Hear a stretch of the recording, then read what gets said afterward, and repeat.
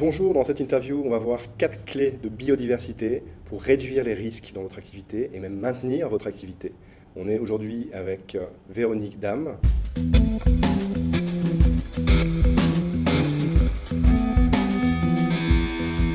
Alors juste avant ça, inscrivez-vous à la newsletter en cliquant sur le lien qui se trouve dans la description juste en dessous pour être tenu au courant des nouvelles du projet. Inscrivez-vous aussi à la chaîne pour ne pas manquer les prochaines interviews. Alors bonjour Véronique, pourquoi aujourd'hui est-ce que c'est très important de s'occuper de ce sujet biodiversité en entreprise? Alors pour plusieurs raisons. La première, c'est pour une raison réglementaire, parce qu'il y a une loi, des contraintes réglementaires qui se sont vraiment intensifiées depuis 2 ans avec la loi sur la biodiversité. Ouais. Deuxième raison, c'est que ça touche beaucoup le cœur de l'activité des entreprises, notamment celles qui utilisent des ressources qui proviennent directement de la nature. Je pense à l'industrie agroalimentaire ou l'industrie cosmétique. Si effectivement les ressources qu'elles utilisent sont en voie de disparition ou sont soumises à des quotas dans leur utilisation, ça a des impacts sur leur activité. Ouais. La matière première peut flamber en prix, voire carrément disparaître. Exactement. Il y a également des risques pour des entreprises par rapport à leur autorisation d'exploiter leur activité, parce qu'elles peuvent effectivement avoir des tels impacts sur les milieux qu'on peut décider à travers des pollutions qu'elles peuvent engendrer ou bien l'impact d'un projet qu'elles veulent mener. Les autorités compétentes effectivement peuvent soit suspendre ou annuler tout bonnement un projet au motif qu'il va avoir des impacts sur des espèces ou des habitats protégés. Alors voilà, il y a une contrainte réglementaire, il y a une loi qui impose effectivement de faire attention à la biodiversité quand on a un projet d'entreprise, un projet d'activité, qu'il soit industriel ou pas. Aujourd'hui, je suis une entreprise, comment est-ce que je réussis un projet biodiversité? Par où je C'est commence, un projet par exemple qui va concerner l'implantation, l'aménagement sur le territoire. La première des choses, nous c'est ce que l'on répète inlassablement à nos clients, c'est de prendre en compte ce sujet le plus en amont possible du projet. C'est parfois simplement envoyer sur le terrain un écologue qui va passer une journée, 2 journées, voir tout simplement s'il y a des enjeux en termes de biodiversité.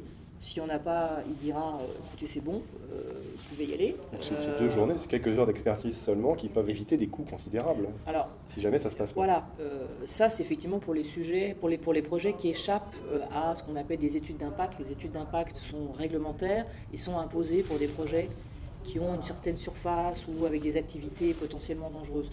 Mais la plupart des projets échappent à ça et se disent, moi en plus je m'installe dans un milieu très urbanisé, finalement il y a très peu de chances que je puisse avoir des impacts sur des espèces ou des milieux protégés.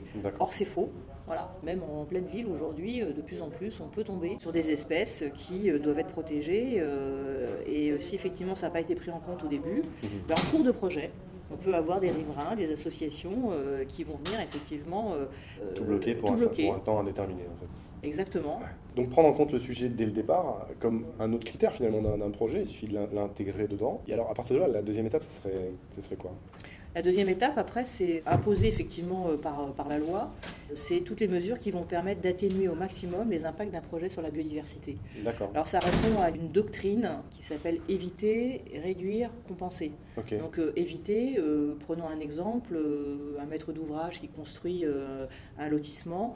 Si effectivement on a identifié la présence d'espèces ou d'habitats protégés sur sa parcelle, s'il a la possibilité de pouvoir déplacer la construction d'un bâtiment là où on a identifié des enjeux de biodiversité. Ouais. Parfois c'est assez facile, s'il peut le faire, ça lui permet effectivement d'éviter et de se sortir d'un certain nombre de tracas. Deuxième palier, si effectivement on n'a pas pu éviter tous les impacts, la loi va vous demander de tout mettre en œuvre pour réduire vos impacts sur la biodiversité. On va prendre l'exemple toujours pareil de la construction ou d'un aménagement. La période de chantier est une période effectivement qui va énormément perturber les espèces parce que ça fait du bruit, parce que ça fait de la poussière. Donc nous on recommande systématiquement de prendre en compte les espèces pendant les périodes de chantier et notamment d'éviter certaines activités très perturbantes pendant les périodes de reproduction des oiseaux. Okay. Voilà. L'objectif de la loi, il est très clair, il est de dire que tout projet d'aménagement doit atteindre un objectif de 0 perte nette de biodiversité. Donc on vous demande de compenser exactement ce que vous avez potentiellement détruit. C'est pour ça que nous on dit, voilà, quand on en arrive au stade de la compensation, ça peut très vite aller sur des mesures assez lourdes. C'est pour ça que les 2 premières étapes d'évitement et de réduction doivent vraiment être explorées et exploitées au maximum. Les plus importantes en fait. Avant d'arriver effectivement au stade de la compensation. Donc voilà, il y a deux premières étapes. La troisième, ce serait de contribuer à la biodiversité locale, oui. Encore plus que finalement ce qui est, oui, parce que, ce qui est nécessaire. Exactement, c'est aller au-delà finalement et ne pas rester uniquement dans la contrainte, se dire bien évidemment j'ai tout mis en œuvre pour éviter tout impact sur la biodiversité, mais je vais prendre le pari, au contraire, d'aller plus loin et de contribuer à l'amélioration de la biodiversité. Déjà, ça démontre effectivement que je suis une entreprise responsable et engagée et qui veut vraiment agir d'une manière bénéfique sur la biodiversité, mais aussi parce que c'est un sujet auquel sont de plus en plus attachés effectivement des gens qui peuvent être mes clients, mes consommateurs, et je vais avoir en plus effectivement intérêt à communiquer auprès d'eux. Salariés, mes fournisseurs. Voilà, à communiquer auprès d'eux toutes les actions que j'ai mises en œuvre pour favoriser la biodiversité. Et les gens ont besoin, en plus aujourd'hui, d'être connectés, voire reconnectés à la nature, notamment en ville. Oui, tout à fait. Alors, on va juste résumer les 4 points clés biodiversité pour réussir donc, votre projet. Le premier, c'était donc traiter le sujet le plus en amont possible, hein, vous l'avez compris. Ensuite, c'était adapter ou atténuer les effets négatifs de votre projet pour finalement le reformuler en prenant ça en compte. La troisième finalement clé, c'était de contribuer à la biodiversité, mais au-delà de ce qu'impose la loi, juste parce qu'il y a encore des bénéfices à aller chercher là, en termes d'image notamment, qui sont très importants et qui ne sont pas coûteux spécialement. Non. Et puis la dernière étape, c'était de communiquer à partir de tous ces résultats finalement positifs auprès des différentes parties prenantes, c'est-à-dire les salariés, tous les contributeurs de l'entreprise de près ou de loin, et puis finalement les gens qui habitent aussi autour.